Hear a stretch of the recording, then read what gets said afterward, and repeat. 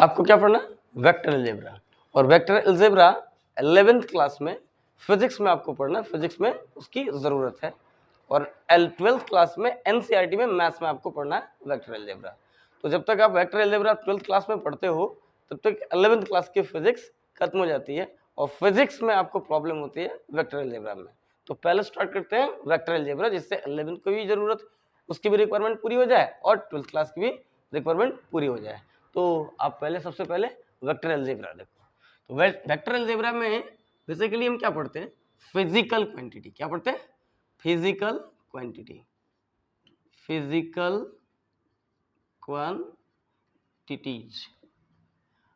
अब ये physical quantities क्या होता है? अब क्वांटिटीज, द क्वांटिटीज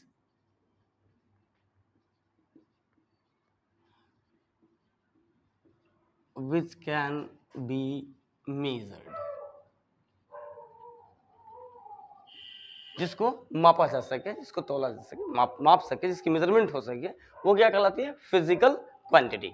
अब there are 2 types of physical quantity. 3 type की होती है, आपको पढ़नी नहीं है, ठीक है? ये तीसरी मैं आपको नहीं बताऊंगा, आपको क्या बताऊंगा? 2 टाइप की, क्योंकि तीसरी पढ़नी नहीं है तो क्यों पढ़नी, ठीक है? वो क्या पढ़नी है? पहला स्केलर क्वांटिटी और दूसरा वेक्टर क्वांटिटी। तो मैं पहले लिखता हूं यहाँ पे स्केलर क्वांटिटी, स्केलर क्वांटिटीज और स्केलर्स, सिंपली स्केलर्स लिख सकता हूं यहाँ पे। वेक्टर क्वांटिटीज और सिंपली मैं इसे लिखूंगा वेक्टर्स। डरने की जरूरत नहीं, ये आपका प्यारा सा दोस्त है। इसमें क्या होता है? सिर्फ मैग्नीट्यूड होती है, स्केलर्स में सिर्फ मैग्नीट्यूड होती है, इसमें डायरेक्शन नहीं होती। तो सबसे पहले मैं ये स्केलर क्वांटिटी, उसके बाद वेक्टर क्वांटिटी। ये आपका दोस्त है, ये सीधे सीधे, ये सीधा साधा आपका दोस्त है, ये इसमें प्रॉब्लम नहीं करता है। ये जो प्रॉब्लम क्रिएट करता है वो ये वेक्टर क्वांटिटी। क्यों? ये भी आपका दोस्त है, ऐसा नहीं है कि ये इसने आपके साथ दुश्मनी कर रखी है, नहीं, कोई दुश्मनी नहीं कर रखी। इसकी रिक्वायरमेंट जरा थोड़ा अलग है, हटके है। इसमें थोड़े से आपको अपने अपने इसको अपना बना के रखना होगा, इसको देखना होगा। ये जो जुड़ता वो अलजेब्राइकली कैसे आप जोड़ते हो, जैसे आप जोड़ते हो वैसे जुड़ता, लेकिन ये एक स्पेशल मेथड से जुड़ता है, जिसको क्या कहते हैं? Vector algebra. ये ट्रायंगल लॉ वेक्टर एडिशन से ऐड होगा, सब्सट्रैक्ट होगा, या फिर ये पॉलीगन लॉ काम करेगा इसमें, या फिर parallelogram law of vector addition काम करेगा। थोड़ा टेढ़ा है, थोड़ा सा। अब उसको जान लेने के बाद ये सबसे सीधा है, नहीं तो फिर आपकी बल्ले बल्ले, ठीक? इस उसी के कारण थोड़ा टेढ़ा है और प्रॉब्लम क्रिएट करता है ये। वैसे बहुत आसान है, सिंपल लैंग्वेज में मैं आपको पढ़ा रहा हूँ, सिंपली एकदम एकदम जितना आसान हो सके उस आसान तरीके से मैं चाहूंगा, उसमें कोई प्रॉब्लम नहीं होगी। धीरे धीरे पहले सीखते हैं, पहले पैनिक नहीं होते, क्या है नहीं है, ऐसा है वैसा है। जिन्होंने भी ये सीखा वो पहले, उनके साथ भी, हम लोगों के साथ भी यही हुआ, सबके साथ ये होता कि ये थोड़ा टेढ़ा दिखता, इसमें प्रॉब्लम होती, क्वेश्चन नहीं होता तो मूड बैठ जाता है, क्या होगा, कैसे होगा, नहीं होगा, कुछ नहीं होगा। आप फंडामेंटल्स को जानो, फंडामेंटल्स ठीक रखो, फंडामेंटल्स जो बताया जा रहा है उस पर ध्यान रखना है, उसको रिवीजन करते रहना है और क्वेश्चन करते रहना है। जितना प्रैक्टिस करोगे उतना फायदा है, जितना पैनिक होगे उतना बेकार है। वो आपका क्या होगा? वो आपके क्वेश्चन फंसते चले जाएंगे, फंसते चले जाएंगे, 2 को होगा, 4 होगा, 5 6 नहीं होगा, 2 4 होगा, फिर 5 6 नहीं होगा, तो प्रॉब्लम होगी। मैं जो बता रहा हूँ, मैं जैसे कर रहा हूँ, आप फंडामेंटल्स को देखो, आराम से फंडामेंटल्स को पहले लर्न करो, फिर उसके जितने भी इक्वेशंस हैं, जितने फॉर्मूला टाइप हैं, उनको आपको लर्न करना होगा, और लर्न करना होगा फिर उसका इम्प्लीमेंटेशन। तो आपकी 11th की फिजिक्स बहुत अच्छी हो जाएगी, प्लस 12th क्लास में जो आपको वेक्टर अलजेब्रा पढ़ना है वो सारे के सारे ठीक हो जाएंगे, वहाँ प्रॉब्लम नहीं होगी। मेरा दावा है, यकीन रखो कि पूरी की पूरी एनसीईआरटी में कहीं भी आपको प्रॉब्लम नहीं होगी, या कोई भी वेक्टर की जो प्रॉब्लम है, मीनिंग क्वेश्चन है, वो क्वेश्चन फटाफट आपसे हो जाएगा। तो यहाँ पहले स्टार्ट करते हैं, क्या स्टार्ट करते हैं? स्केलर क्वांटिटीज लिखता हूं मैं, स्केलर क्वांटिटीज। थोड़ी डेफिनेशन स्केलर क्वांटिटीज। अब ये क्या है, जैसे 9th क्लास में पढ़ा था, 9th क्लास में क्या पढ़ा था, 9th क्लास में क्या पढ़ा था, ऐसी क्वांटिटी जिसको क्या होती है, सिर्फ मैग्नीट्यूड होती है, बोलो, ठीक है। तो ऐसी क्वांटिटी जिसको मैग्नीट्यूड होती है, डायरेक्शन नहीं होती, उसको क्या कहते हैं, स्केलर क्वांटिटी। मैं सिंपल एकदम कोई बहुत बड़ी लैंग्वेज नहीं लिखने जा रहा, मैं सीधी सीधी जो इसकी डेफिनेशन होती है एकदम एज सिंपल जितना पॉसिबल हो उतने आसान तरीके से क्या लिखूंगा मैं, क्या लिखूंगा, scalars are characterized by magnitude only, magnitude only, ठीक है। यानी सिर्फ इसको क्या होती, मैग्नीट्यूड होती, परिमाण होती, ठीक। या आप इसको थोड़े अपने तरीके से लिख सकते those physical quantities, those physical quantities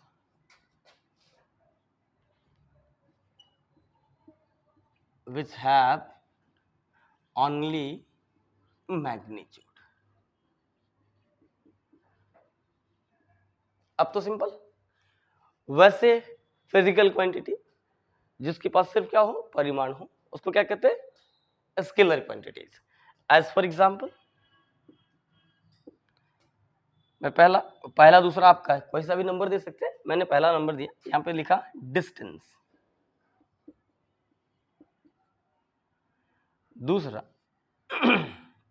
speed, speed को क्या होते हैं, सिर्फ मैग्नीट्यूड होते हैं, इसको डायरेक्शन नहीं होता। वेलोसिटी को, वो वेक्टर क्वांटिटी है, उसको डायरेक्शन और मैग्नीट्यूड दोनों होते हैं।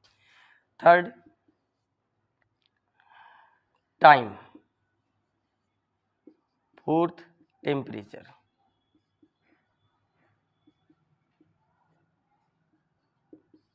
Fifth, mass, charge, density,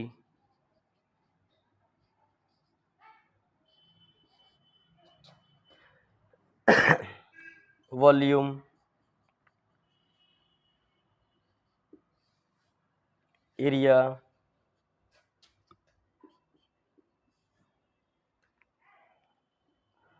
work, energy, power,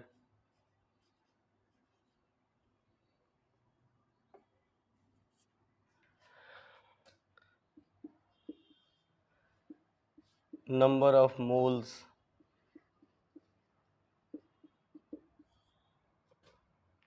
pressure. Pressure is a scalar quantity. आपने पढ़ा है प्रेशर 9th क्लास में, वो पढ़ा है फोर्स पर यूनिट एरिया। तो फोर्स क्या है, फोर्स एक वेक्टर क्वांटिटी है और एरिया एक स्केलर क्वांटिटी है। तो मैं फोर्स को एरिया से डिवाइड करूंगा तो मिलना क्या चाहिए, आपके लैंग्वेज में क्या मिलना चाहिए, आपके समझ में क्या मिलना चाहिए, मिलना चाहिए वेक्टर। नहीं, force is a vector quantity, तो फोर्स अपॉन एरिया क्या होना चाहिए, वेक्टर। लेकिन प्रेशर को मैं कहाँ लिख रहा हूँ, किसके लिस्ट में लिख रहा हूँ, स्केलर में, ठीक है। तो इसमें थोड़ी बात है, और बात क्या है, मैं जब प्रेशर लिखूंगा तो ऐसा कुछ लिखूंगा, जो वेक्टर बताने में आ रहा हूँ, यहाँ पे लिखूंगा Fn और यहाँ पे लगाऊंगा वेक्टर और इसके लगाऊंगे मॉडुलस वैल्यू, ठीक है, और यहाँ लिखूंगा एरिया, ठीक है। ये होता प्रेशर, यानी magnitude of normal force per unit area. तो जैसे ही मैंने मैग्नीट्यूड कहा, magnitude of normal force per unit area, वो क्या हो गया, प्रेशर हो गया। यानी जो आपने पढ़ा था 9th क्लास में, थ्रस्ट, नहीं तो थ्रस्ट पर यूनिट एरिया, ऐसा फोर्स जो हमेशा क्या हो, सतह के सरफेस के परपेंडिकुलर हो, नहीं वो पढ़ा था, ठीक है। चलो 6 electric current, 16 sorry electric current, 17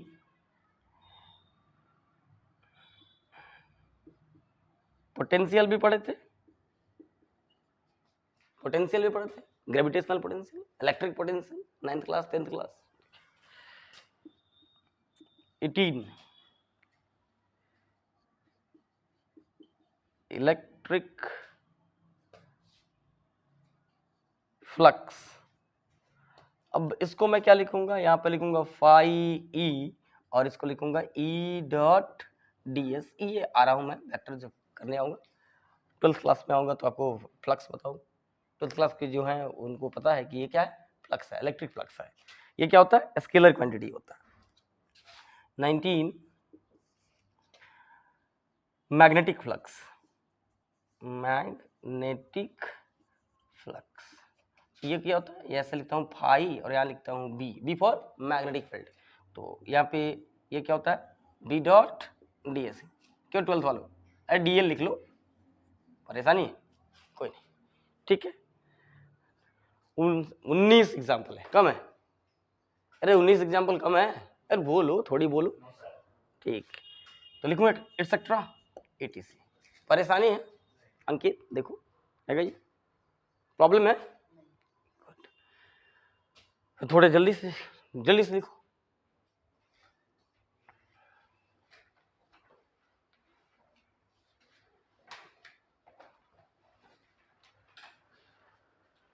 अब इसको मैं क्या कर सकता, ऐसे खींच सकता और यहाँ क्या कर सकता, यहाँ पे लिख सकता 20 kg प्लस 30 kg। छोटे बच्चे वाले में, बच्चे जैसे आप प्लस करते थे, सम करते थे, तो क्या होगा, ये होगा 50 किलो यानी 50 kg, ठीक है। 50 kg मैं यहाँ लिखूँ 100 एम्पियर और प्लस 200 एम्पियर, ये क्या हो जाएगा 300 एम्पियर। मैंने यहाँ लिखा 250 पास्कल और यहाँ पे लिखा 300 पास्कल, ये कितना होगा 550 पास्कल, ठीक है। और भी है, बहुत सारा है, जैसे टाइम, अब यहाँ पे 2 आवर्स प्लस 3 आवर्स, क्या करते हो आप, यहाँ पे 5 आवर्स लिखते हो कि नहीं लिखते हो, ठीक है। इधर कोई सा भी आप मास ले लिया, चार्ज 30 कूलम प्लस 20 कूलम, ये क्या हो जाएगा 50 कूलम। तो यहाँ दिख रहा कि ये क्या कर रहा, ये ऑर्डिनरी अलजेब्रा को फॉलो कर रहा है। तो मैं यहाँ पे लिख सकता हूँ, यहाँ कोई सा और भी उठा सकते हैं, यहाँ पे पावर है, एनर्जी है, तो यहाँ पे मैं 200 जूल प्लस 300 जूल, ये मिक्स 500 जूल, ठीक है। मैं यहाँ लिखूंगा इट फॉलो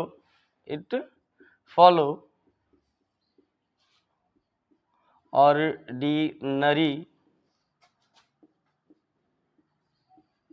अलजेब्राइक रूल्स, बस, इससे ज़्यादा नहीं। ये किसी भी आप अल्फ़ाबेट किसी भी सिंबल से इसको दिखा सकते हैं, जैसे एनर्जी लिखना है, वर्क लिखना है, ये सारे सब कुछ।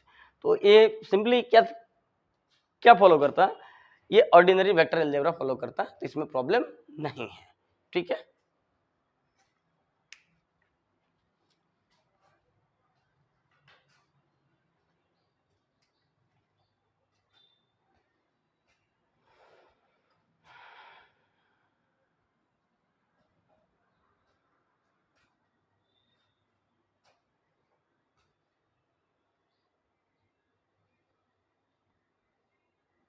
थोड़ी जल्दी से लिखो।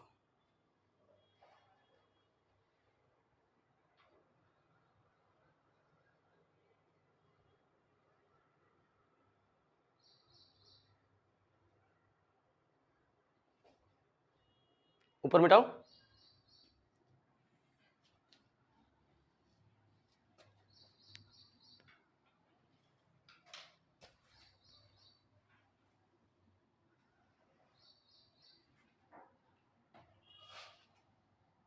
अब मुझे क्या लिखना है, अब मुझे लिखना है यहाँ पे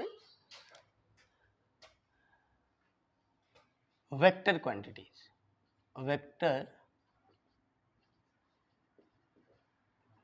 quantities.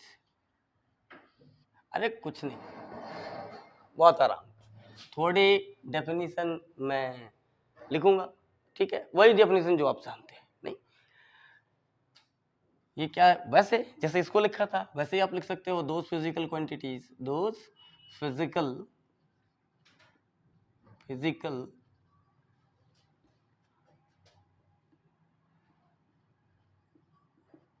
quantities which have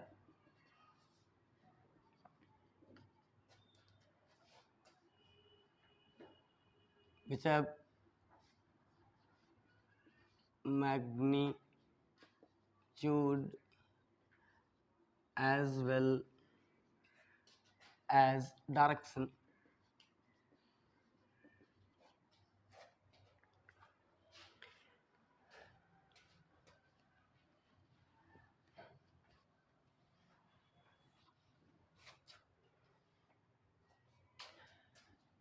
and always obey triangle law of vector addition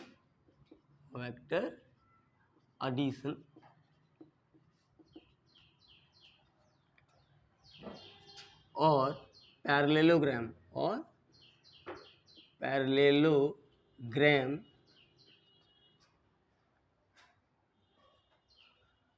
law of vector addition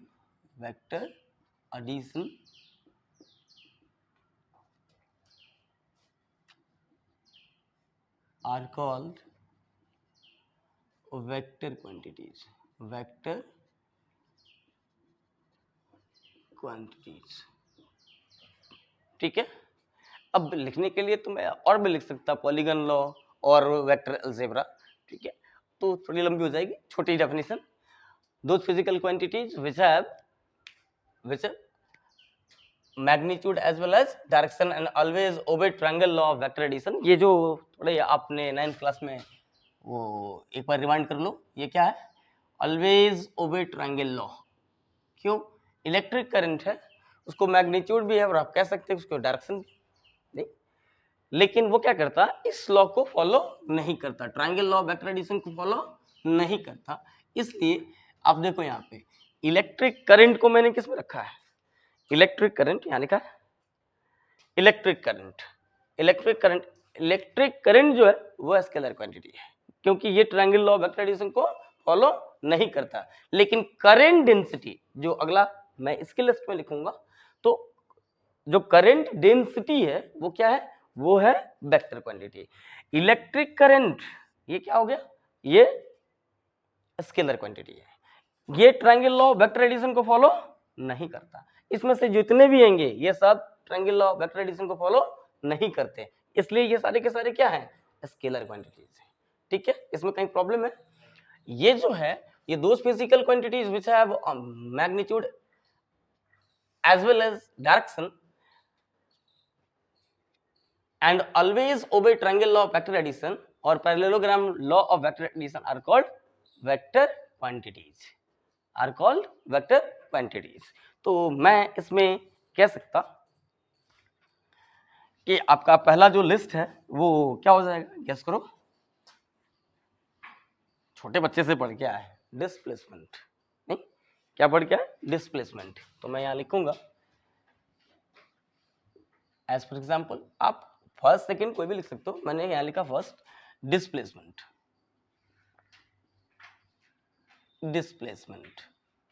second यहाँ पे अब आ जाएगी velocity, third acceleration, fourth force, fifth, उसमें जो लिस्ट है उसमें आप एक एरिया लिख सकते हो, एरिया स्केलर के लिस्ट में, तो ये आपका 20 हो जाएगा, 19 था आपका 20 हो जाएगा एरिया, क्योंकि मैं यहाँ एरिया जो है ये क्या होगा, स्केलर क्वांटिटी होगा। मैं यहाँ एरिया वेक्टर लिख रहा हूँ, क्या लिख रहा हूँ, एरिया वेक्टर, ये क्या हो जाएगा, वेक्टर क्वांटिटी, ठीक है। तो उसमें उस लिस्ट में क्या करोगे, इस एरिया को इंक्लूड कर लोगे, ठीक है। 19 था, अब ये 20 हो जाएगा। तो यहाँ area vector 6 current density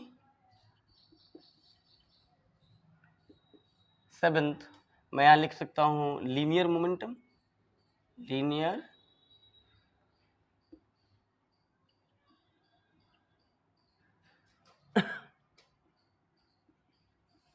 linear momentum,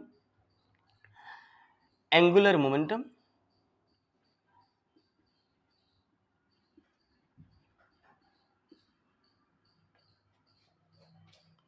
angular momentum meaning आप जो मोमेंटम पढ़े थे ये वही है। तो वो अब मोमेंटम क्या हो गया, दो टाइप का हो गया, एक हो गया लीनियर और दूसरा हो गया एंगुलर। इसको लिखते हैं P इक्वल टू एम भी नहीं, अभी मैं आ रहा हूं तो रिप्रेजेंटेशन ऑफ वेक्टर में बताऊंगा कि इसमें क्या लगता है, एक एरो हेड, इसमें क्या लगता है एरो हेड। और ये क्या हो जाएगा, एंगुलर मोमेंटम क्या हो जाएगा, ये एल वेक्टर, तो ये क्या होगा आर क्रॉस पी होता है, ठीक है। ये अभी करने आ रहा हूं। 9th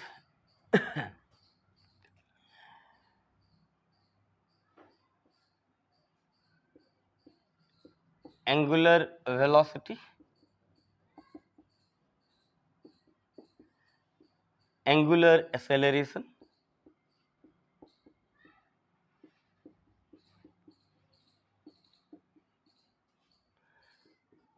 11th टॉर्क, वो जो लिखते थे यहाँ ऐसे उल्टा टी टाइप, और वेक्टर के ये एक एरो हेड बनाते थे और लिखते थे आर क्रॉस एफ। आप देखो जरा ध्यान दो, मैंने यहाँ पे क्या लिखा है आर क्रॉस पी और यहाँ क्या लिखा है आर क्रॉस एफ। तो मैं आ रहा हूँ क्रॉस प्रोडक्ट इसी में बताने, इस वेक्टर क्वांटिटीज में ही मैं क्या कर रहा हूँ क्रॉस प्रोडक्ट बताने। तो ये आपको समझ में आ गया कि मैं क्या लिख रहा हूँ, ठीक है, इसमें घबराने की बात नहीं है। टॉर्क हो गया।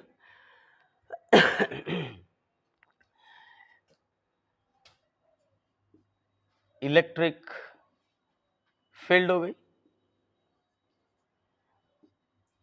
13 मैग्नेटिक फील्ड हो गई, मैग्नेटिक फील्ड हो गई, ये भी वेक्टर क्वांटिटी है। इलेक्ट्रिक फील्ड भी वेक्टर क्वांटिटी है और मैग्नेटिक फील्ड भी वेक्टर क्वांटिटी है। ग्रेविटेशनल फील्ड भी, ग्रेविटेशनल फील्ड भी ये क्या है वेक्टर क्वांटिटी है।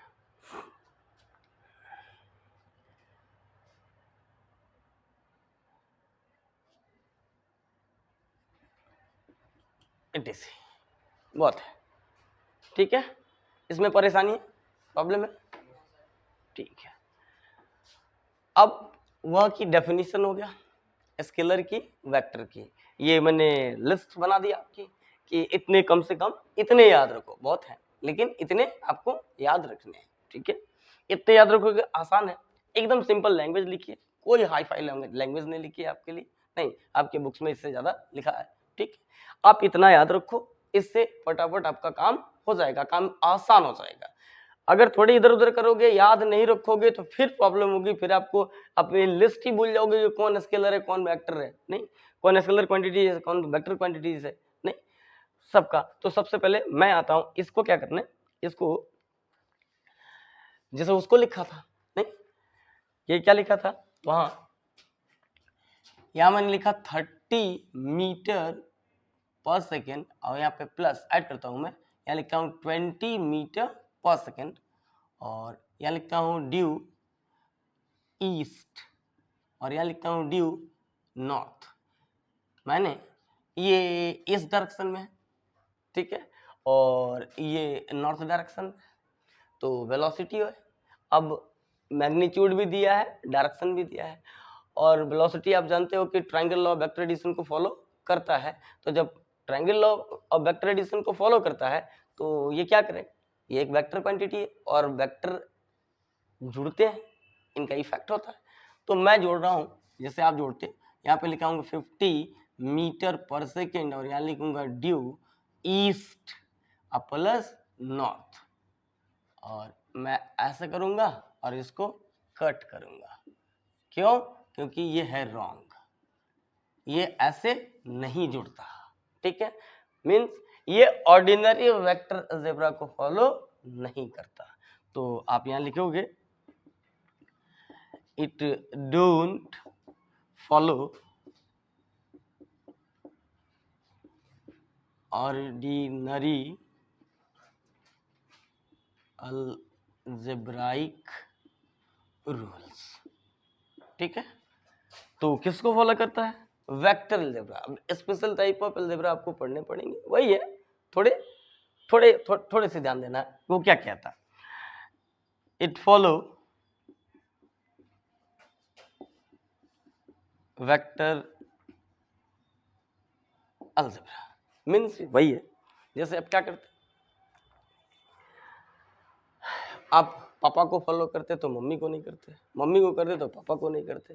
अरे किसी को फॉलो, एक को फॉलो नहीं करोगे तो एक को तो फॉलो करोगे। अरे दोनों से, मम्मी पापा दोनों से ही आप उसको फॉलो नहीं करो तो फिर प्रॉब्लम है प्रॉब्लम नहीं, तो एक को तो फॉलो करोगे। ये क्या कह रहा है?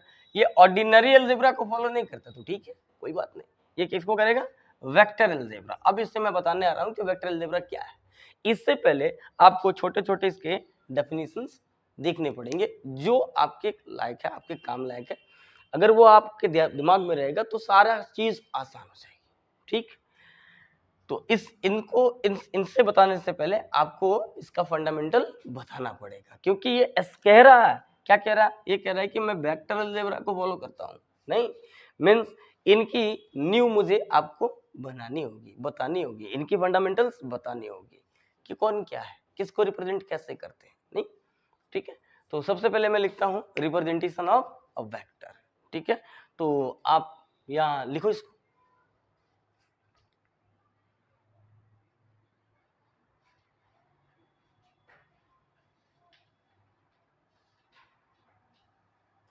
थोड़े फास्ट लिखो,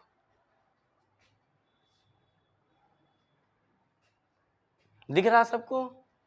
नहीं, प्रॉब्लम नहीं है।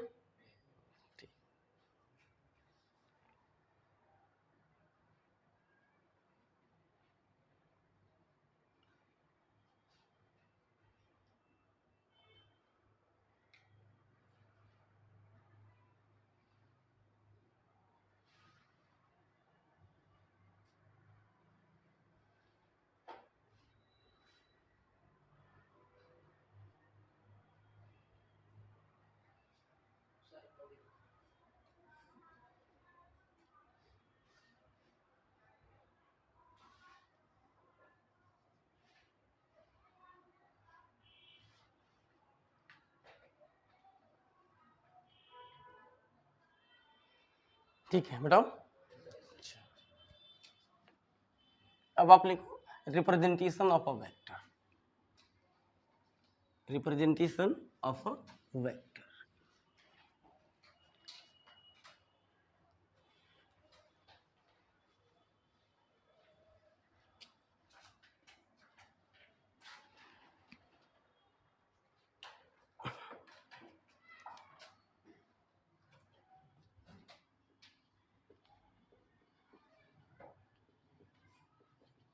Representation of a vector.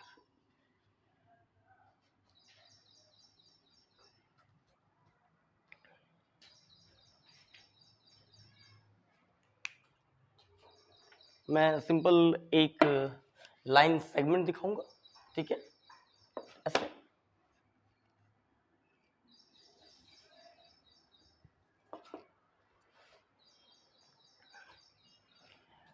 और यहाँ पे एक एरो हेड लगाऊंगा। ठीक है, अरे तीर का साइन।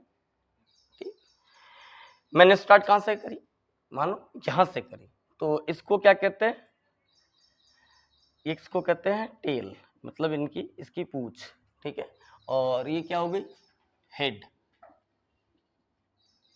इसकी खोपड़ी सर नहीं,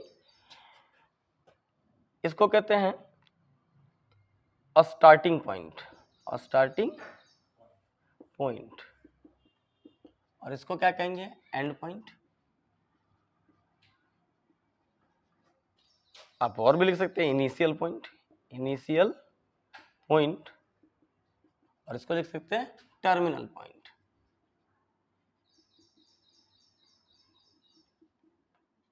और टर्मिनस, ठीक है। जैसे बहुत सारी रेलगाड़ियां आके किसी स्टेशन पर रुक जाती है तो उसको क्या कहते हैं, टर्मिनल। नहीं, जैसे आनंद विहार टर्मिनल, राजेंद्र नगर टर्मिनल, नहीं, बहुत सारे टर्मिनल हैं जहाँ तक रेलगाड़ियां आती है और रुक जाती हैं, उसको क्या कहते हैं, टर्मिनल। अब वहीं तक जाती हैं और रुक जाती हैं, वहां से फिर बच्चे बन के पीछे की तरफ चलती हैं। तो यहाँ से चला और यहाँ रुक गए, नहीं, इसलिए इसको क्या कहा, टर्मिनल पॉइंट। परेशानी, मैंने क्या किया, इस पे एक ए लिखा और इधर लिखा कि ये 100 यूनिट्स का है, सही, ठीक है। इस पे एक एरो हेड लगाया, तो इसको क्या बोलते हैं, इसको बोलते हैं vector A. Read as vector A, read as vector A. इस वेक्टर ए की मैग्नीट्यूड कितनी है, 100 यूनिट, नहीं, यानी 100, इसका परिणाम जो है, परिमाण नहीं, परिमाण, वो क्या है, 100 यूनिट्स है। मीनिंग मैग्नीट्यूड इसकी 100 यूनिट है और इस डायरेक्शन में ये अभी है, ठीक। तो मैंने जैसे एक लाइन ड्रॉ किया है, यानी लाइन सेगमेंट ड्रॉ की है, यहाँ पे एरो हेड लगाया है, तो इसी बात को मैं सिंपल तरीके से कैसे लिख सकता, मैं यहाँ लिख सकता कि अ वेक्टर इज रिप्रेजेंटेड, साथ साथ लिखो, represented by a line segment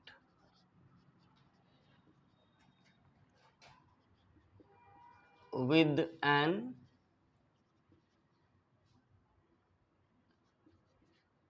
arrowhead over it। Last में लगाइए, नहीं तो मैं लिखूंगा a vector is represented by a line segment with an arrowhead over it। the length of the line, the length of the line segment gives its magnitude, while an arrowhead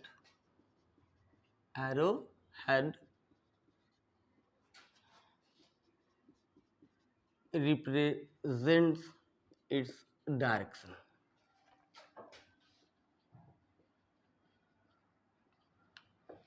परेशानी है, नहीं, meaning इसका इस line segment की जो length है वो क्या बताएगी, इसकी मैग्नीट्यूड, और जो एरोहेड है वो क्या बताएगा, इसकी डायरेक्शन, ठीक है।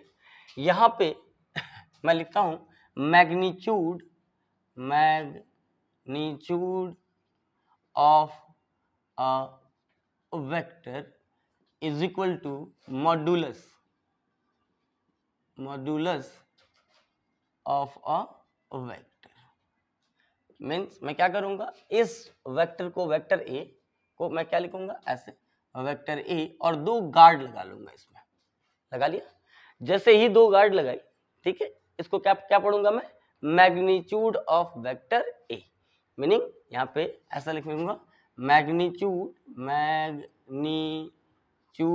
ऑफ वेक्टर ए। अब क्या पढ़ूंगा, वेक्टर ए, जो यहाँ लिखा था ऐसे, magnitude of vector A, magnitude of a vector equal to modulus of a vector. तो यहाँ पे लिखूंगा magnitude of vector A equal to modulus of vector A. Meaning अब मैं इस एरोहेड को निकालूंगा और सिंपली ए लिख दूंगा। तो ए क्या है, इसकी मैग्नीट्यूड कितनी है, 100 यूनिट्स, ठीक है। अब ऐसा ही एक वेक्टर क्या होता है, एक वेक्टर होता है ऐसे, यहाँ पे ये होता वेक्टर बी, और इसकी मैग्नीट्यूड मान लो 50 यूनिट्स होती, सही, ठीक है। तो मैं फिर से ऐसे ही लिखता, मैग्नीट्यूड ऑफ वेक्टर बी, आप चाहो तो इसको नहीं लिख सकते, ठीक है, read as vector B equal to modulus of vector B, meaning ऐसे दो गार्ड लगाऊंगा, तो ये क्या लिखूंगा मैं यहाँ पे 50 यूनिट्स। इसमें परेशानी है, प्रॉब्लम है, ठीक। तो रिप्रेजेंटेशन हो गया। रिप्रेजेंटेशन में किसी को दिक्कत है? मुझे क्या करना है, एक लाइन सेगमेंट देना है, ठीक है, उसके फाइनल जहां पे मैंने ले आई है वहां पे एक एरो हेड बनाना, नहीं, ये जो लेंथ है ये क्या देगी, इसकी मैग्नीट्यूड, और जो एरो हेड है जिधर की तरफ पॉइंट कर रहा है वो उसकी क्या बताएगा, डायरेक्शन, ठीक है। चलो अब लिखो some fundamental definition relating to vectors.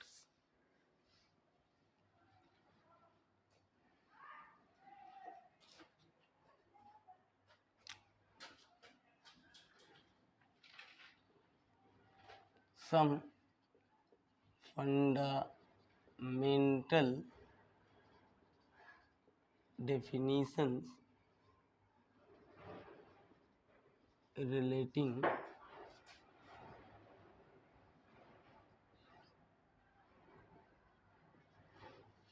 vectors।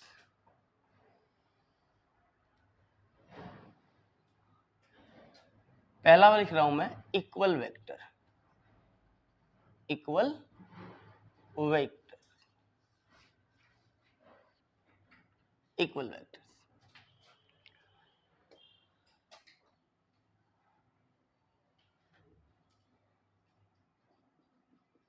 Vectors having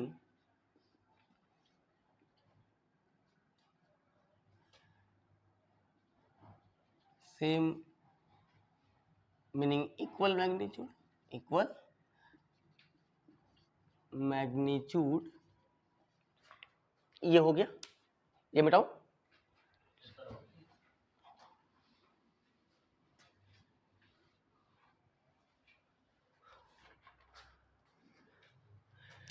vectors having same equal magnitude and pointing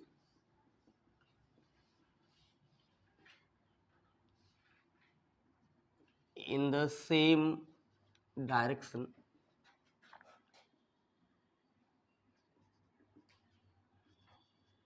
are called vector quantity, sorry, equal, are called equal vector, equal vectors। अब कैसे, मैं इसको ऐसे खींच सकता हूं, एक वेक्टर ऐसे ए है और दूसरा वेक्टर बी है, इन दोनों के बीच की एंगल जो है वो 0 डिग्री है, दोनों ही ईस्टवर्ड लाई कर रहे हैं, तो दोनों के बीच की एंगल कितनी हो गई, 0 डिग्री, ठीक है। मैंने माना कि ये 100 यूनिट्स का है, ये भी 100 यूनिट्स का है, तो 100 यूनिट्स के हैं मान लिया मैंने, और दोनों ही ईस्ट डायरेक्शन में है, तो डायरेक्शन इनकी एक तरफ एक ही डायरेक्शन में है और दोनों की मैग्नीट्यूड इक्वल है, तो इसको क्या कहेंगे, इक्वल वेक्टर्स, ठीक है। अब मैं और भी लिख सकता हूं, in other words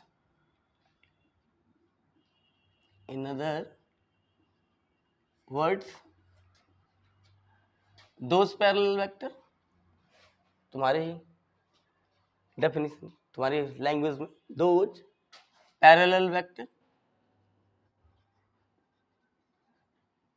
vectors having equal magnitude,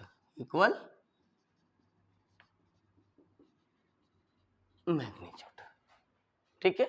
अब मैंने क्या कहा, पैरेलल वेक्टर और इक्वल मैग्नीट्यूड, तो ये क्या आ गया, ऐसे दो, अब दो वेक्टर ऐसे भी हो सकते हैं, पैरेलल मैं कहूंगा तो एक इतना और एक इतना, दोनों पैरेलल है, लेकिन मैग्नीट्यूड में इक्वल होंगे तब जाके ये इक्वल वेक्टर होगा।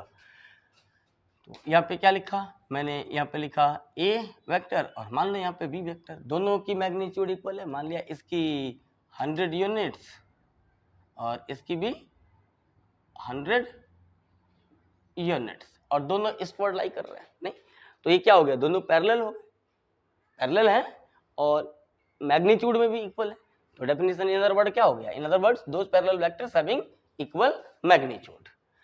अब सेकंड है अपोजिट वेक्टर, अपोजिट वेक्टर, और इसको क्या कहते हैं, निगेटिव वेक्टर भी कहते हैं, नेगेटिव वेक्टर्स।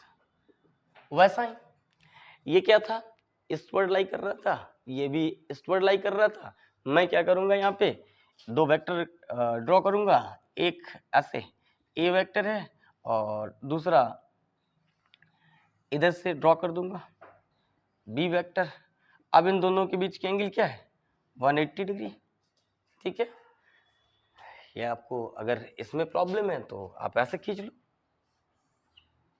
ये ए वेक्टर हो गया और मैंने यहीं से लो ऐसे खींच दी एक पूरी line,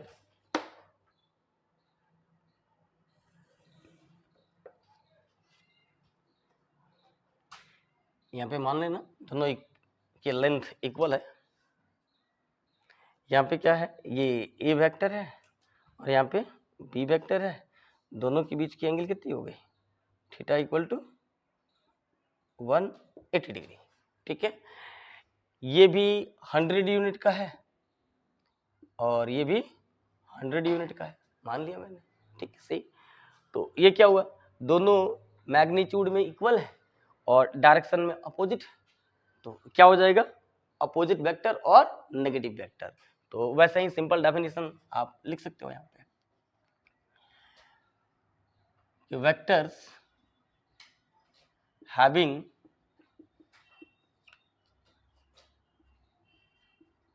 equal magnitude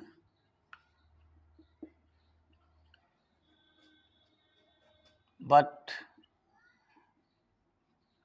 they are pointing in the opposite direction, opposite direction, ऐसा लिख दो, direction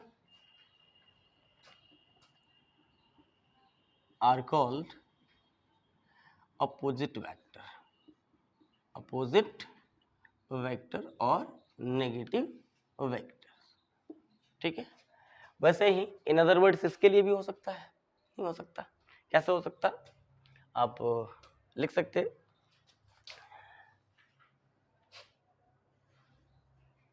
in other words those parallel vector, those उसके जैसा ही, ऊपर वाले के जैसा ही, ऐसे नहीं, अब इसमें पैरेलल है तो इसमें क्या हो जाएगा, एंटी पैरेलल, नहीं, those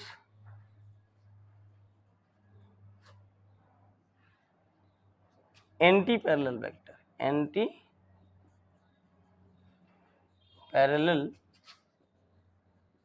vectors having equal magnitude, equal magnitudes, ठीक है।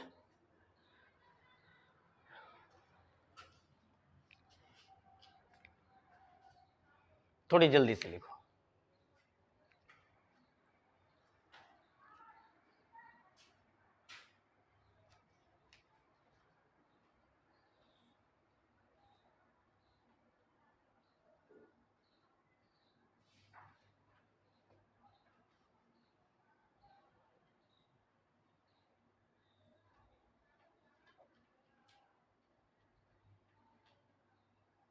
अरे कुछ नहीं है, बहुत आसान, ठीक, कुछ चंद डेफिनेशंस हैं जो बिना सीखे आपको ये मैं बता नहीं सकता, बताऊंगा, बताने को तो बताऊंगा लेकिन आपके समझ नहीं आएगी, फिर जो क्वेश्चन होगा उसमें प्रॉब्लम होगा।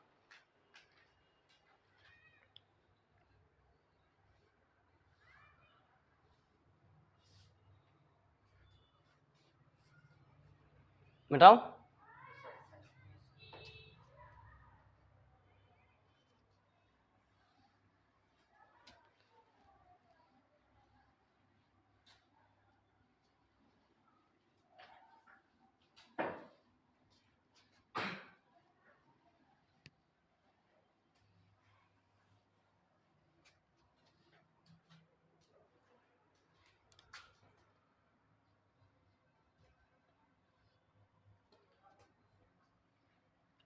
मैं लिखूंगा जीरो वेक्टर और नल वेक्टर। जैसा ये नेम है, नहीं क्या हो, इसकी मैग्नीट्यूड क्या हो, 0। ठीक है,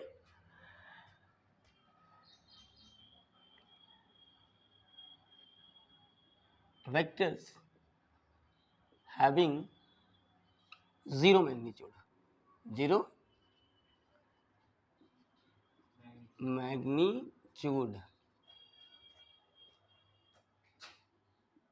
are called zero vector.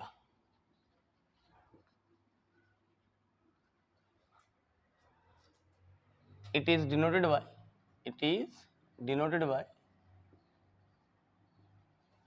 Zero लगाओगे और यहाँ पे एक एरो हेड लगाओगे, read as zero vector, read as zero vector, read as zero vector. Fourth, unit vector, unit vectors. अब यहाँ थोड़ा ध्यान देना, मैंने क्या लिखा, यूनिट वेक्टर। तो ऐसा वेक्टर जिसकी मैग्नीट्यूड 1 हो, vectors having magnitude, vectors having unit magnitude। अब एक मैथमेटिकल एक्सप्रेशन है, आप इसके लिए लिख सकते हो mathematical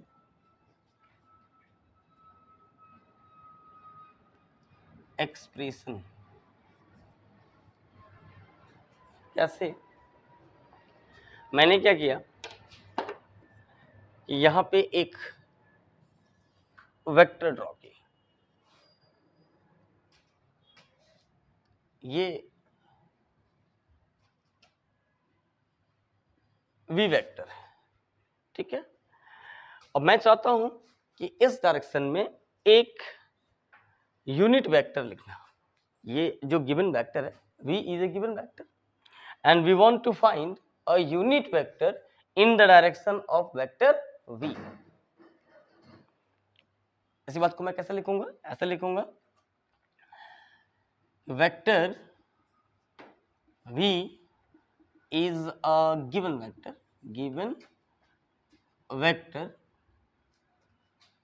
and we want to find a unit vector in the direction of vector v। मैंने लिखा है कि आप बोलो बार बार वेक्टर v। देन मैं क्या करूंगा, सिंपल यहां एक ऐसे भी कैप लगाऊंगा, ठीक है। ये क्या है, a unit vector in the direction of vector v। लो, फिर से मैंने उसको ब्रैकेट में रखा क्योंकि आप डायरेक्टली यहां लिख सकते हैं वेक्टर v। आपको जरूरत नहीं है ये बार बार वेक्टर v लिखने की, ठीक है, वेक्टर v। तो मैं क्या करूंगा, सिंपल इस जो वे मैंने वेक्टर लिखा है वेक्टर v, इसका क्या करूंगा, यहाँ पे लिखूंगा वेक्टर v और divided by modulus of vector v। Means मुझे कुछ नहीं करना, मुझे करना है एक v कैप लिखना है और क्या लिखना है, इस वेक्टर v को यहाँ लिखना है, ठीक है, और उसको डिवाइड कर देना है इस वेक्टर की मैग्नीट्यूड से। तो ये क्या हो जाएगा, अ unit vector in the direction of vector v। अगर मेरे पास यहाँ पे एक दूसरा वेक्टर दिया है यहाँ पे और ये b वेक्टर दिया है, मैं चाहता कि इस b वेक्टर के डायरेक्शन में एक यूनिट वेक्टर लिखना, तो मैं क्या लिखूंगा, ऐसे ही लिखूंगा b कैप, ऐसे b कैप इक्वल टू, यहाँ पे लिखूंगा vector B upon magnitude of vector B. ये क्या हो गया? A unit vector in the direction of vector B. ये है a unit vector in the direction of vector b। आप और भी लिख सकते हो ऐसे। यहां पे मान लो कि एक n वेक्टर हो, ऐसे हमेशा आप नॉर्मल दिखाते हो n का n वेक्टर है। मैं चाहता हूं कि इस डायरेक्शन में एक यूनिट वेक्टर लिखना, तो मैं क्या लिखूंगा? n cap equal to unit vector a unit vector in the direction of vector n। अभी क्या होगा? n vector divided by magnitude of n vector. ठीक है,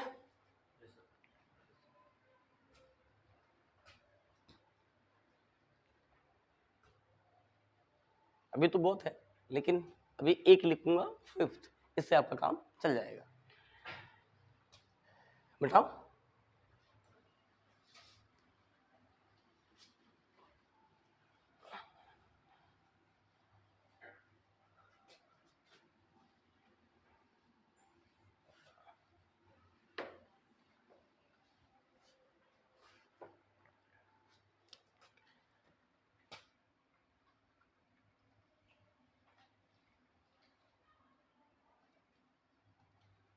यह लिखूंगा रेक्टेंगुलर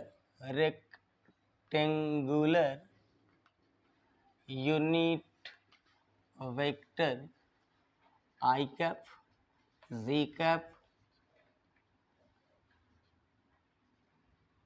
की कैप। अब ये क्या होता है? इसको आप ऑर्थोगोनल भी लिख सकते हो, ऑर्थोगोनल यूनिट वेक्टर आई कैप जे कैप के कैप। अपने एक्सेस पढ़ा है ऐसे, 9th 10th क्लास में पढ़ गया है।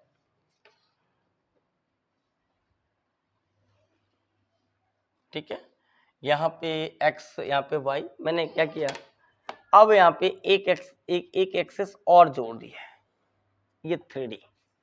ठीक है, ये तीनों म्यूचुअली परपेंडिकुलर है, यानी मैंने यहाँ x लिखा, यहाँ पे y लिखा और यहाँ पे z लिखा। अब जब मैं फ्रेम बताऊंगा तो आपको बताऊंगा कि राइट हैंडेड फ्रेम क्या होती, लेफ्ट हैंडेड फ्रेम क्या होती, उसकी रोटेशन कैसे लेते, अभी बताऊंगा तो वीडियो भी लंबी होगी और आपका भी ये लंबा हो जाएगा नहीं, तो इसलिए वो जब फ्रेम ऑफ रेफरेंस बताने आऊंगा तो आपको बताऊंगा लॉज ऑफ मोशंस में, न्यूटन्स लॉ ऑफ मोशंस में, first law second law, Newton's first law of motion तो पढ़ के आए हो आप 9th क्लास में। फर्स्ट लॉ भी पढ़ा है न्यूटन्स का, सेकंड लॉ भी पढ़ा है, थर्ड लॉ भी पढ़ा है। तो जब लॉज ऑफ मोशन आपको बताने आऊंगा वहां फ्रेम ऑफ रेफरेंस बताऊंगा कि frame of reference left handed frame क्या है और राइट हैंडेड फ्रेम क्या है। अरे इतनी बड़ी बात नहीं है इसमें। यहाँ x को, जो x एक्सिस को डिनोट करता है, x एक्सिस को डिनोट करता है, उसको उस यूनिट वेक्टर को मैं क्या कहता, आई कैप। यहाँ देखो मैं यहाँ लिख रहा हूँ आई कैप, ऐसे। ये जो x एक्सिस को डिनोट कर रहा है, y एक्सिस को डिनोट करने के लिए, रिप्रेजेंट करने के लिए, अब डिनोट करने के लिए बोलो, रिप्रेजेंट करने के लिए बोलो, तो रिप्रेजेंटेशन के लिए यहाँ z कैप यूज करता और यहाँ z को रिप्रेजेंट करने के लिए मैं यहाँ पे k कैप को डिनोट करता। ठीक है, इसमें आई कैप, जे कैप, के कैप की मैग्नीट्यूड जो है वो यूनिट होती है, इसलिए इसको कहते हैं रेक्टेंगुलर यूनिट वेक्टर। नहीं है, तो यहाँ पे मैं लिखूंगा magnitude of I cap equal to magnitude of J cap equal to magnitude of K cap equal, मैंने क्या लिखा, 1। ठीक है, ये आपको नहीं भूलना, ठीक। ये तीनों एक तीसरे पे क्या है 90 डिग्री एंगल बनाए हुए हैं, इसके बीच 90 डिग्री के एंगल, इसके बीच 90 डिग्री के एंगल और इसके बीच 90 डिग्री के एंगल, इसको कहते हैं म्यूचुअली परपेंडिकुलर लाइंस, ठीक है। Fixed vector, fixed vector, free vector, collinear vector, coplanar vector, coinitial vectors, coterminus vector और कोटर्मिनल वेक्टर्स। इसको कोटर्मिनस वेक्टर भी कहते हैं और कोटर्मिनल वेक्टर, जो भी मर्जी वो कहते हैं। तो फिक्स्ड वेक्टर क्या होगा? The vector whose initial point is fixed is called a fixed vector or a localized vector। वैसे ही इसकी एग्जांपल क्या होगी? As per example, the position vector of a particle is fixed vector because its initial point lies at the origin। तो मैं अभी आ रहा हूँ, तो आपको जो कंपोनेंट्स पढ़ाऊंगा उसके बाद रिजोल्यूशन ऑफ अ वेक्टर, तो मैं आपको ये पोजीशन वेक्टर बताऊँ, ठीक है। अभी आपको लिखना है। वैसे ही फ्री वेक्टर, ये क्या होता है? Free vector, free vector mean जिसकी इनिशियल पॉइंट फिक्स्ड नहीं हो। तो मैंने डेफिनेशन लिखी कि a vector which initial point is not fixed is called a free vector और अ नॉन लोकलाइज्ड वेक्टर। इसको क्या कहते हैं? इसको कहते हैं लोकलाइज्ड वेक्टर और इसको कहते हैं नॉन लोकलाइज्ड वेक्टर। मीनिंग ये क्या होगा? ये फिक्स्ड वेक्टर हो जाएगा और ये फ्री वेक्टर हो जाएगा, ठीक। अब एक कोलिनियर वेक्टर, तो मैंने शुरुआत में ही लिख दिया है पैरेलल वेक्टर वाले में, पैरेलल इक्वल वेक्टर वाले में, जो इक्वल वेक्टर आपको बताई और जो अपोजिट वेक्टर बताई, तो वो दोनों इसमें ही है, इसके अंदर ही। आप इससे भी समझ सकते हो कि the vectors which either act along the same line or along parallel lines are called collinear vector। Meaning एक ही लाइन के along जो लाई करते हैं, जैसे ये एक वेक्टर है और यहाँ एक वेक्टर है, ये ए वेक्टर है और ये बी वेक्टर है, ठीक है। ऐसा भी होगा, ये ऐसा ऐसे ए वेक्टर है और यहाँ इधर की साइड ये बी वेक्टर है, ठीक है। तो ये क्या है? अपोजिट डायरेक्शन में है। मीनिंग मैं इनकी खींचूं यहाँ से, तो एंगल कितनी है यहाँ पे? थीटा 180 डिग्री, तो मैं पहले भी बता चुका हूँ। और यहाँ पे थीटा क्या है? यहाँ पे थीटा 0 डिग्री है, ठीक है। इसलिए मैंने लिखा यहाँ पे कि the vectors which either act along the same line or along parallel lines are called collinear vector। एक लाइन के along लाई करने वाले।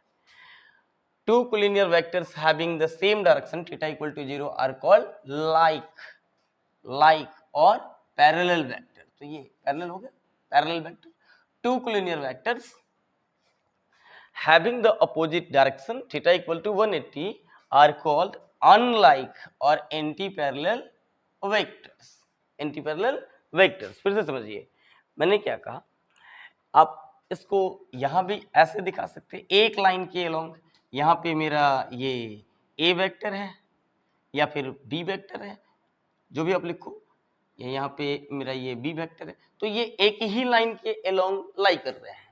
तो ये क्या कराएंगे? ये पैरेलल वेक्टर्स भी, जैसे ऊपर नीचे मैंने खींचा है, ये दोनों की एंगल ईस्टवर्ड ही है, तो मैं क्या कहूँगा इसको? ये क्या है? पैरेलल वेक्टर, ठीक है। या एक लाइन के अलोंग लाई करने वाले को क्या कहूँगा? Collinear vector. तो जैसे ही ये क्या आएगा, अगर ये सेम लाइन और सेम डायरेक्शन में लाई कर रहे हैं, तो इसको क्या कहेंगे?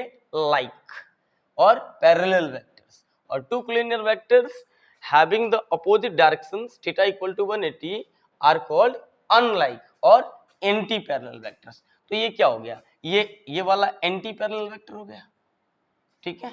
यानी ये अनलाइक हो गया, ये अनलाइक के कैटेगरी में चला गया और ये किसके कैटेगरी में चला गया? लाइक वेक्टर्स के, ठीक है। मैं यहां लिखता हूं कोप्लेनर वेक्टर्स। तो कोप्लेनर वेक्टर क्या होता है? एक प्लेन में, सेम प्लेन में, एक ही प्लेन में लाई करने वाले सभी वेक्टर्स को मैं क्या कहूंगा? Coplanar vectors. The vectors which acts in the same plane are called coplanar vectors. वैसे ही coinitial vectors, the vectors which have the same initial point are called coinitial vectors. तो coinitial vectors meaning मैं यहाँ पे अगर को initial vector खींचूं तो कैसे खींचूंगा, ऐसे ऐसे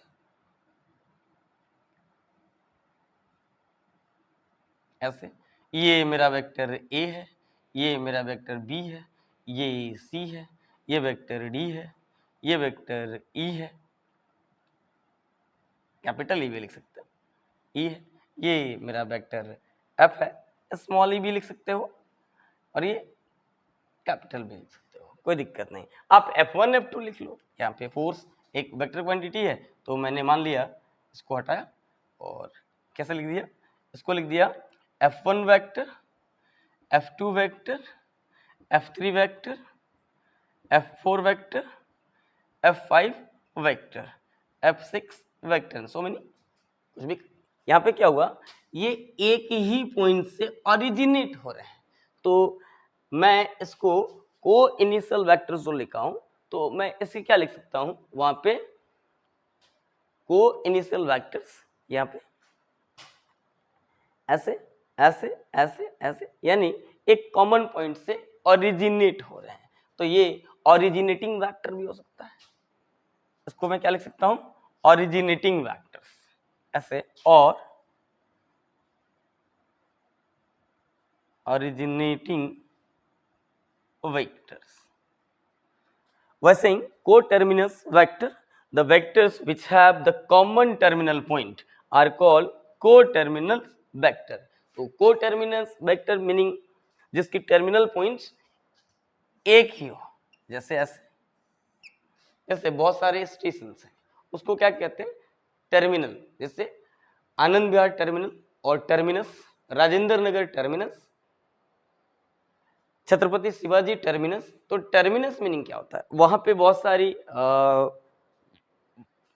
इंडिया से, भारत से बहुत सारे शहरों से, क्षेत्र से, वो रीजन से वो ट्रेनें आती हैं और उस स्टेशन तक आके रुक जाती हैं। तो मीनिंग क्या है, उनका वो टर्मिनल पॉइंट है, वो वहां से फिर से अब दोबारा बन के वहां से गाड़ी पीछे को जाएगी, ठीक है।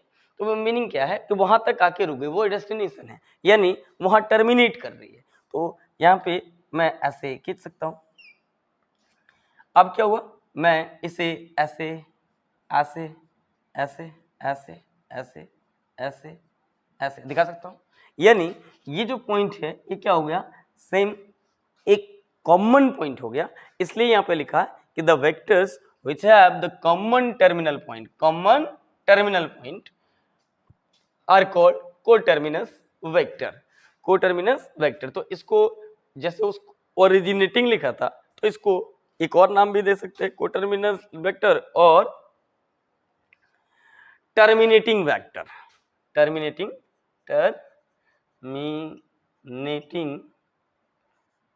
वेक्टर्स मैं इसको बोल सकता। इसको मैं यहाँ पे क्या लिखा हूँ, को इनिशियल वेक्टर, मीनिंग ये क्या हो गया, को इनिशियल, यहाँ से इसकी सेम इनिशियल पॉइंट है तो इसको ये मैं क्या लिखूंगा, को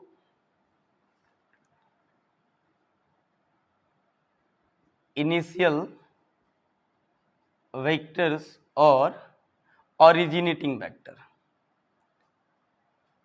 ओरिजिनेटिंग वेक्टर आपको यहाँ देखो, ओरिजिनेटिंग वेक्टर्स, अगर यहाँ पे प्रॉब्लम है तो आप यहाँ पे लिख सकते हो। ये क्या हो गया, ये हो गया टर्मिनेटिंग वेक्टर, टर्मिनेटिंग वेक्टर्स, और यहाँ पे इसको ही मैं यहाँ पे उठा के लिख सकता हूँ ऐसे, सॉरी सेम कॉमन पॉइंट होनी चाहिए ऐसे। अब यहाँ से ऐसे, ये क्या हो रहा, एक सेम कॉमन पॉइंट से ओरिजिनेट हो रहे हैं, तो मैं यहाँ इसको लिख सकता हूँ ओरिजिनेटिंग वेक्टर, ओरिजिनेटिंग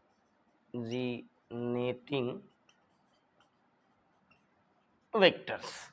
और इसको मैं क्या बोल सकता, को इनिशियल वेक्टर, क्या बोला, ये को इनिशियल वेक्टर्स और कोड और ओरिजिनेटिंग वेक्टर्स। इसमें ये सिंपल डेफिनेशंस हैं, एकदम आसान तरीके से है, आपको ये समझना है, आपको ये लर्न करना है। आप ये लर्न करोगे तब जो इसके आगे टॉपिक है वो मैं आपको क्या पढ़ाऊंगा, कंपोजिशन मीनिंग एडिशन। जो वेक्टर का एडिशन मैं कैसे करूं, मैं वेक्टर का सब्सट्रैक्शन कैसे करूं, इसमें वेक्टर्स में एडिशन और सब्सट्रैक्शन नहीं होते, मैं बताऊंगा। जैसे अभी बता रहा हूं क्या होता है, वो होता है effect, net effect meaning resultant. अब दो फोर्सेस हैं, वेक्टर क्वांटिटी है फोर्स, दो वेलोसिटी है वो वेक्टर क्वांटिटी है, मैं उसको ऐड करूंगा तो टॉर्क है, मैं ऐड करूंगा तो उसका नेट इफेक्ट क्या होगा, मीनिंग उसका रिजल्टेंट क्या होगा, ये अभी सीख रहे हैं। पहले इसको आप लिखो।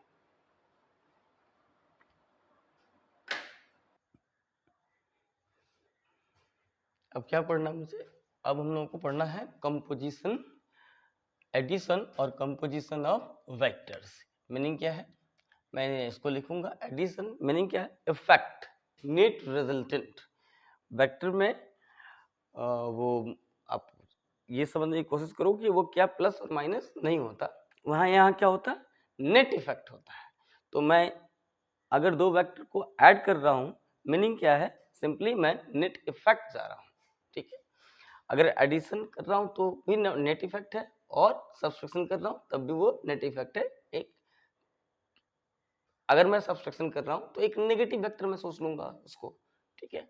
कैसे, यहाँ एडिशन और कंपोजिशन ऑफ टू वेक्टर्स, तो the resultant of two or more vectors is that a single vector which produces the same effect as the individual vectors together would produce. The process of adding two or more vectors is called a composition of vectors.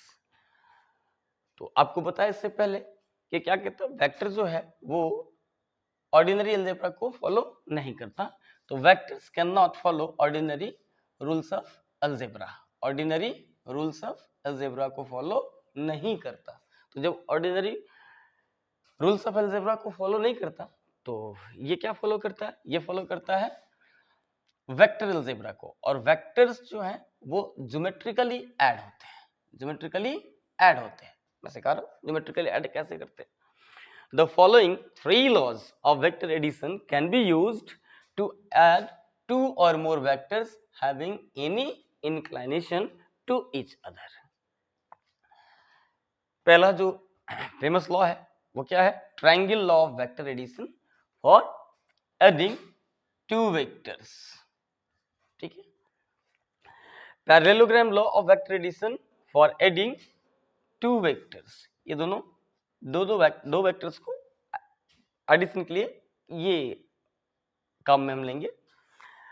और दो से ज्यादा हो तो मैं किसका लूंगा, ये लूंगा तीसरा, जो तीसरा लॉ है वो polygon law of vector addition है। एक एक करके पहले समझते हैं।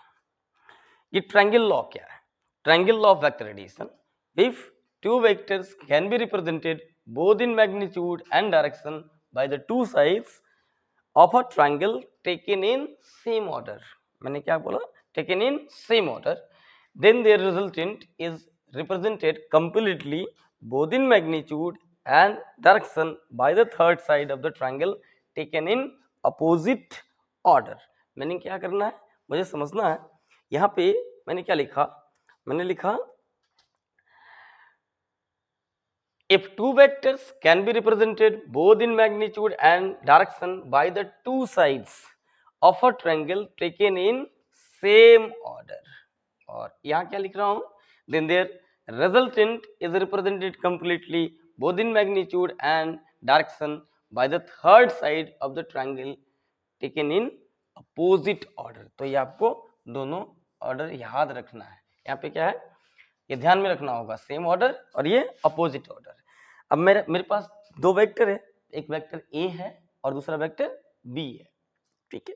मैं चाहता हूं कि इसका नेट इफेक्ट क्या हो, इनको मैं ऐड करूं तो मुझे क्या मिले, ठीक है। तो एडिशन मीनिंग आप ऐसा जानते हो, ए प्लस बी।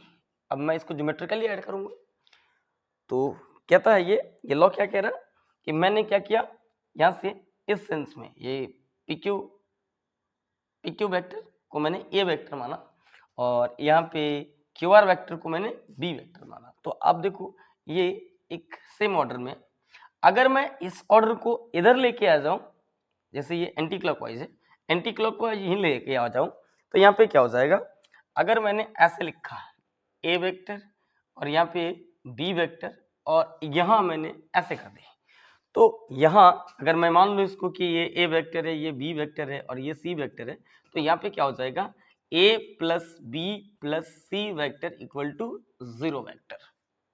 ठीक है, ये क्या हो जाएगा, A plus B plus C, meaning A vector plus B vector plus C vector equal to 0 vector.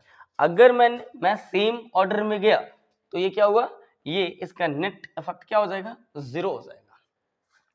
इसलिए ये लॉ कह रहा कि if two vectors can be represented both in magnitude and direction by the two sides of a triangle taken in same order, then their resultant is represented completely both in magnitude and direction by the third side of the triangle taken in opposite order.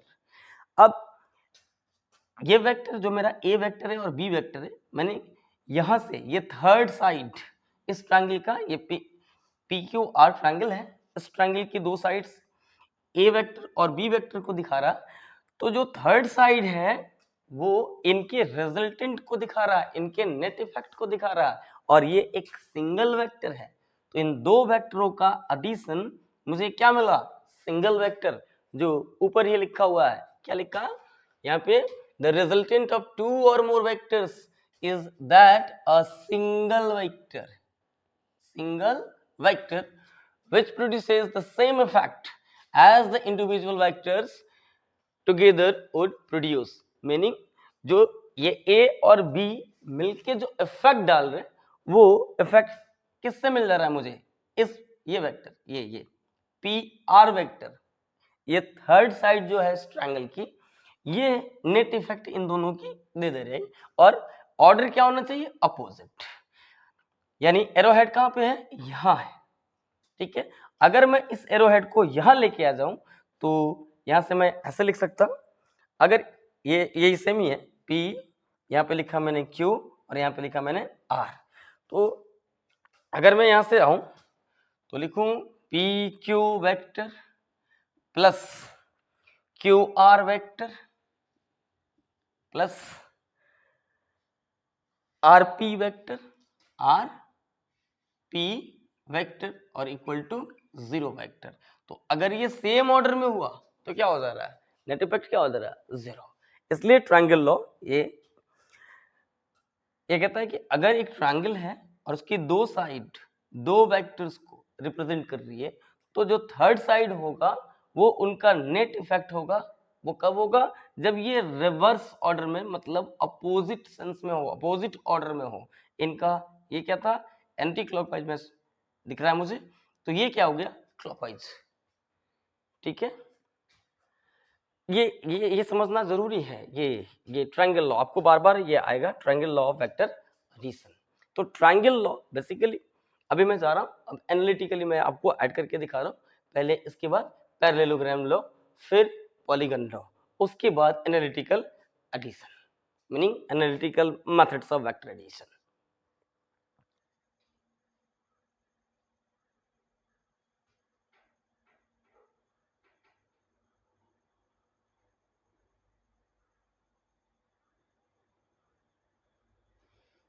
थोड़ी जल्दी आप लोगों को लिखना पड़ेगा, नहीं तो video बहुत सारी लंबी हो जाएगी, इनको भी प्रॉब्लम होगी, ये सारे जितने हमारे यहाँ बैठे।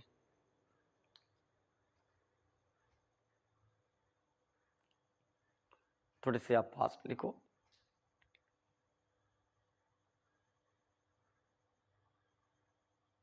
ये ट्रायंगल लॉ आपको आना चाहिए, ये ज्योमेट्रिकली ऐड करना, कुछ नहीं है। मैंने क्या किया, अगर मुझे ऐड करना है, एनालिटिकल मैं पढ़ाने आ रहा हूँ, बताने आ रहा हूँ, तो मैं क्या करूँगा, सिंपल, अगर मुझे चाहिए, ये मेरे पास ये एक वेक्टर दिया, यहाँ पे बी है और यहाँ पे एक ए वेक्टर दिया, और मान लो ये थीटा एंगल है। ठीक है, अभी इसके बाद तो मैं फर्स्ट वेक्टर को ड्रॉ करूँगा, सेकंड वेक्टर को उसके प्रॉपर डायरेक्शन में ड्रॉ करूंगा इसके हेड से और यहाँ से एक लाइन सेगमेंट मिला दूंगा, तो ये वेक्टर ए और ये वेक्टर बी, तो ये क्या हो जाएगा, इसका रिजल्टेंट नेट इफेक्ट ए प्लस बी। लेकिन आप ध्यान दो यहाँ पे क्या है, रिवर्स ऑर्डर है, मीनिंग अपोजिट ऑर्डर है, इसका सेंस अपोजिट है, ये एंटी क्लॉकवाइज तो ये क्या हो रहा है, क्लॉकवाइज।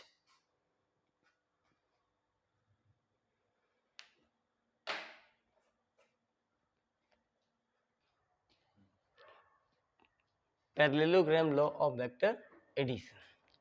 अब मेरे पास क्या है, दो वेक्टर है, ए वेक्टर और बी वेक्टर। अब पैरेललोग्राम लॉ क्या कहता है कि if two vectors can be represented both in magnitude and direction by the two adjacent sides of a parallelogram drawn from a common point, then their resultant is completely represented both in magnitude and direction by the diagonals of the parallelogram drawn from that common point, यानी that point means क्या है, यहाँ पे मेरे पास दो vectors है, vector A है और वेक्टर बी है। मैं इसको पैरेललोग्राम मेथड से ऐड करना चाहता हूं, तो मेरे पास एक पैरेललोग्राम है P Q M N,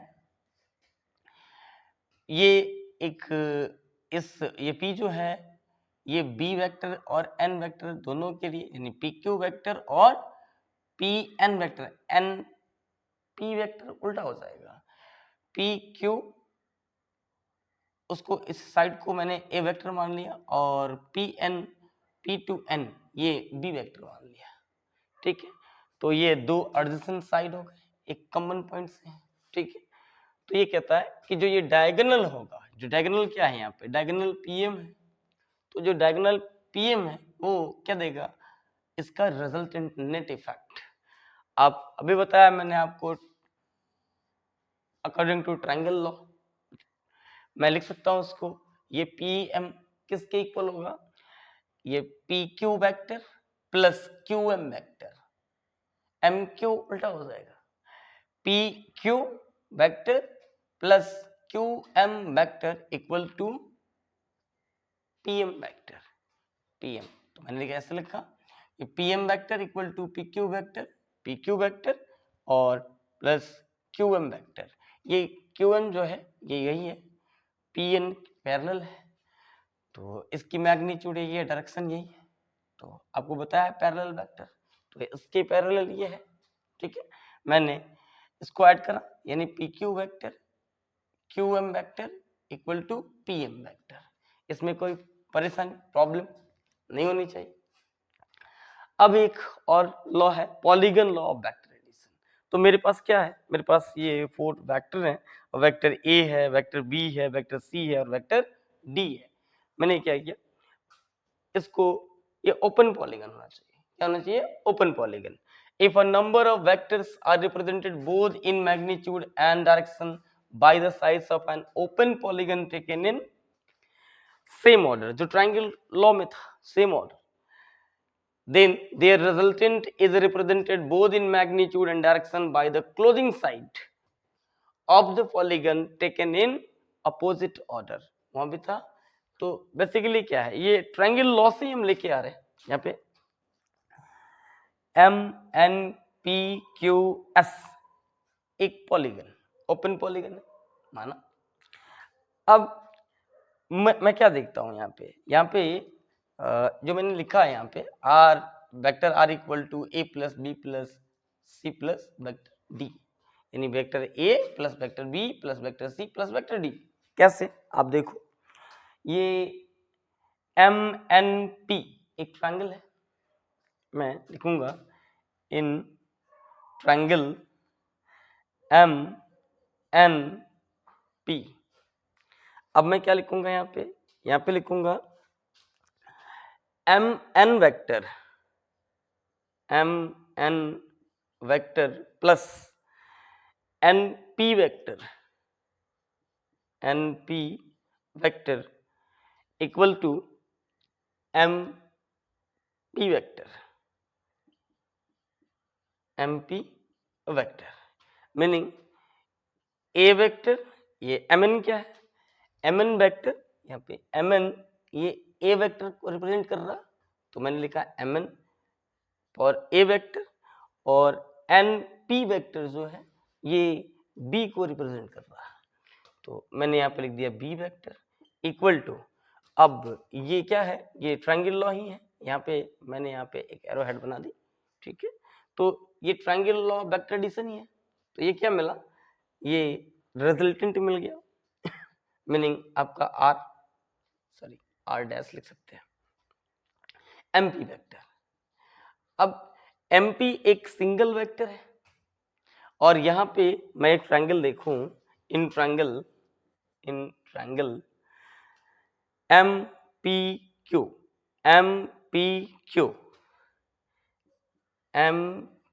Q मैं यहां से लिख सकता एमपी वेक्टर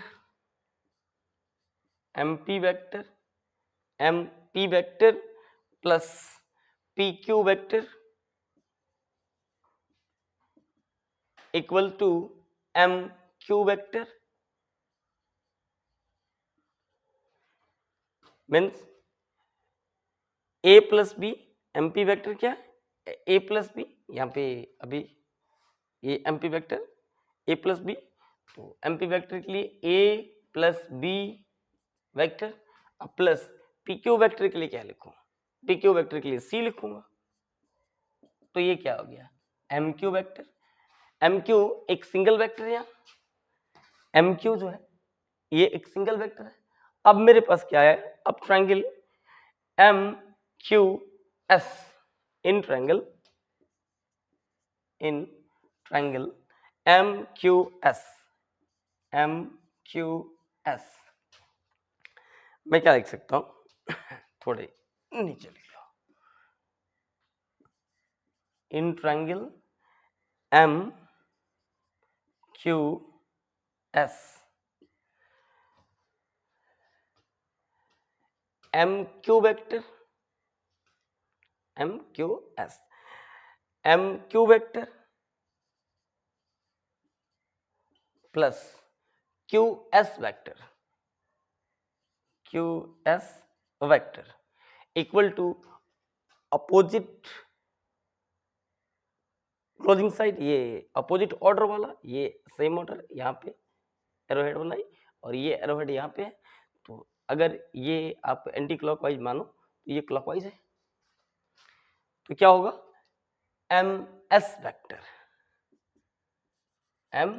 वेक्टर, आप एस एम वेक्टर नहीं, एस एम वेक्टर होगा तो क्या होगा, ये इसका रिजल्टेंट 0 हो जाएगा, यानी साइक्लिक वेक्टर हो जाएगा। तो मेरे पास एम क्यू वेक्टर क्या आया है, यहां से M Q vector A vector plus B vector plus C vector लिखूंगा, A vector plus B vector plus C vector, और क्यू एस वेक्टर के लिए क्या लिखूं, क्यू एस, तो क्यू एस वेक्टर क्या है, आप देखो ये डी वेक्टर है, तो मैंने लिखा यहाँ पे डी वेक्टर इक्वल टू यही रिजल्टेंट, मैं लिखूंगा इसको क्लोजिंग साइड है, तो क्या लिखूंगा ये आर वेक्टर, तो ये प्रूफ हो गया आपका, क्या हो गया पॉलीगन लॉ, कि क्लोजिंग साइड क्या दिया, नेट इफेक्ट दिया, यानी रिजल्टेंट दिया, कुछ भी नहीं है, सिंपल है, ये एकदम सिंपल सी डेफिनेशन है। If a number of vectors are represented both in magnitude and direction by the sides of an open polygon taken in same order, आपको यहाँ जरा सा ध्यान देना है, ठीक है, same order, then their resultant is represented both in magnitude and direction by the closing side of polygon taken in opposite order, ठीक है, मैं ऐसे जा रहा था, ठीक है, तो इसकी क्लोजिंग साइड इधर से रिवर्स मीनिंग अपोजिट, ठीक है, बेसिकली ये ट्रायंगल लॉ ही है, एक ट्रायंगल यहाँ पे, एक ट्रायंगल यहाँ पे, एक ट्रायंगल यहाँ पे, तो अभी ट्रायंगल लॉ क्या बताया था, वो बताया कि आपको एक ट्रायंगल हो तो उसके दो साइड्स दो वेक्टर को रिप्रेजेंट कर रहे हैं, तो उसका थर्ड साइड उसके रिजल्टेंट यानी नेट इफेक्ट को दिखाएंगे, तो वो एक सिंगल वेक्टर होगा, ये एक सिंगल वेक्टर, यानी a प्लस बी का रिजल्टेंट ये है। अब ये रिजल्टेंट मिला तो मुझे इस सी वेक्टर को इसमें ऐड करना है, तो क्या हो गया, ये एक सिंगल वेक्टर है, यहाँ से ऐसे ड्रॉ किया, इससे इसको ड्रॉ किया, तो ये क्या मिला, अब इसका नेट इफेक्ट ये वाला है, एम क्यू वेक्टर है, एम क्यू वेक्टर, ये क्या हुआ, A plus B plus C, meaning वो किसका नेट इफेक्ट है, A plus B, meaning M P vector plus P Q vector. अब मेरे पास एक सिंगल वेक्टर मिल गया, ये एम क्यू वेक्टर, ठीक है, उस पे ये दिख रहा है मेरे पास क्यू एस वेक्टर जो डी है, तो मैंने क्या किया, अब ये एक सिंगल वेक्टर और ये दूसरा एक वेक्टर सिंगल वेक्टर, इन दोनों का नेट इफेक्ट, अब ये अपोजिट ऑर्डर, जैसे ये अपोजिट ऑर्डर में ये क्या था, थर्ड साइड, फिर से ये थर्ड साइड, तो इस ट्रायंगल में भी ये थर्ड साइड, ये ऑर्डर, ये ऑर्डर, यानी सेम ऑर्डर, तो ये अपोजिट ऑर्डर, इसमें प्रॉब्लम नहीं होनी चाहिए, ठीक है। अब आते हैं हम एक जरा सा वो एक स्केलर को कैसे मैं वेक्टर से मल्टीप्लाई कर लूं।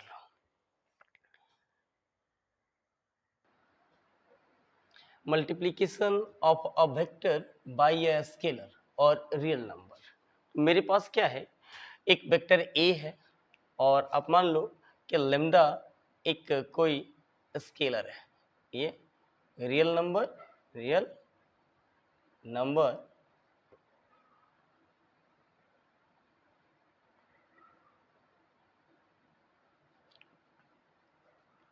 स्केलर, ठीक है, रियल नंबर या स्केलर है। मैं चाहता हूं कि ये लेम्डा को मैं ए वेक्टर से मल्टीप्लाई करूं तो मुझे क्या मिले, ठीक है। तो मैं जैसे ही लेम्डा को ए से मल्टीप्लाई करता हूं, अगर लेम्डा 0 से बड़ा तो कैसे लिखते हैं, lambda is greater than 0।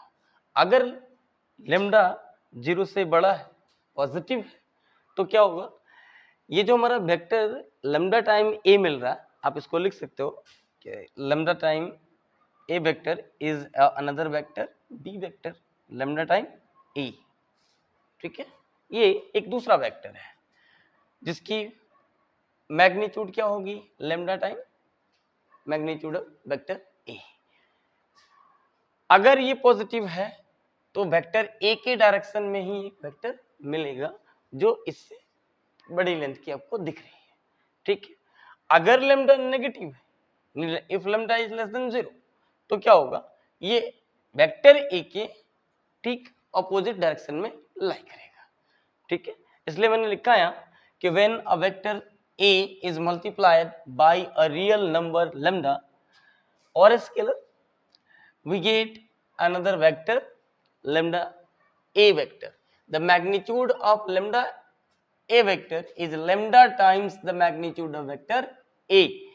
If lambda is positive, that is lambda greater than 0, then the direction of lambda time a is same as that of vector a. That of vector a. If lambda is negative, lambda is less than 0, then the direction of lambda time vector a or lambda a vector is opposite to that of vector a. Means vector A के ठीक opposite direction में ये लाई करेगा, ठीक है। मेरे पास एक यहाँ पे n वेक्टर है, मैंने लिया एक n वेक्टर लिया और मैं चाहता हूं कि मैं इससे 2 से मल्टीप्लाई करूं, ठीक है। तो अगर मैंने यहाँ पे 2 टाइम्स n वेक्टर लिया तो ये क्या होगा, इसकी दोगुनी लेंथ की ये होगी, ऐसे 2 टाइम्स ग्रेटर, ठीक है। और ये एक दूसरा कोई वेक्टर आप मान सकते हो, आप इसको कुछ भी लिख सकते हो। यहाँ पे मैंने लिख दिया l vector equal to 2n vector, ठीक है। मैं क्या चाहता हूं कि मैं इस n को -2 से मल्टीप्लाई करना चाहता हूं, ठीक है। तो -2 से मैं जैसे ही मल्टीप्लाई करूंगा, अब क्या होगा, इसके अपोजिट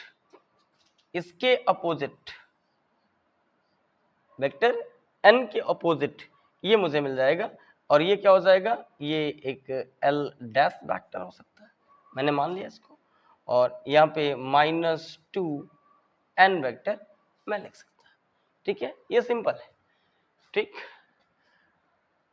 अब इसके बाद हम लोगों को ये आपका क्या क्या हो गया, आपका फंडामेंटल्स हो गया, आपके कंपोजिशंस हो गए, रिप्रेजेंटेशन हो गया, और छोटे छोटे जितने डेफिनेशंस थे, मीनिंग आप equal vector, opposite vector, zero vector, modulus vector, collinear vector, fixed vector, ये सारे छोटे छोटे जितने भी थे वो मैंने आपको बताया।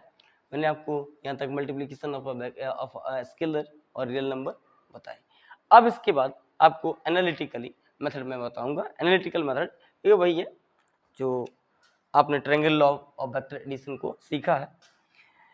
मेरे पास ये दो वेक्टर हैं, ये वेक्टर b है और ये वेक्टर a है, और इनके बीच की एंगल दी हुई है थीटा। तो मैं इसका रिजल्टेंट कैसे लिखूंगा, तो ये triangle law of vector addition ही है। ठीक है, ये वही होगा, a vector plus b vector equal to r vector, इसका एक नेटिव वेक्ट आएगा। ठीक है, अब इसको एनालिटिकली आपको मैं ऐड करके दिखाऊंगा। तो इसके बाद क्या है, analytical methods of vector addition. ठीक है।